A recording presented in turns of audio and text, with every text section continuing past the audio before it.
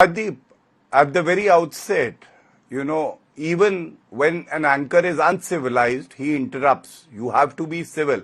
And I am armed with fact. I know the law.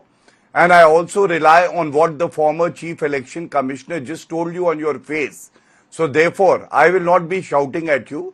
Just allow me the time that I deserve. And I will answer every query please go ahead. that you've made and whatever has been said by the Congress spokesperson. Yes. First, I need to expose, which is very important. You invite a panelist who is so close to Rahul Gandhi that he was part of the Bharat Todo Yatra, and I have a picture in hand. There are many more pictures. To him, the people of the country are asking, not me. Rajdeep, the second phase got over on 26th of April 2024. You will agree with me? The data was released on the 30th. So it is a gap of 3 days, and I have his tweet.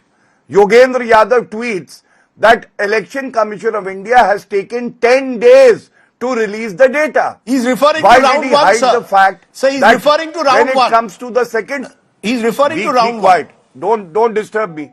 Don't be his spokesperson. No, sir. You Again, want me you're to being read? rude. You will feel ashamed. No. Now I will expose you. No, I will read it. I will read it.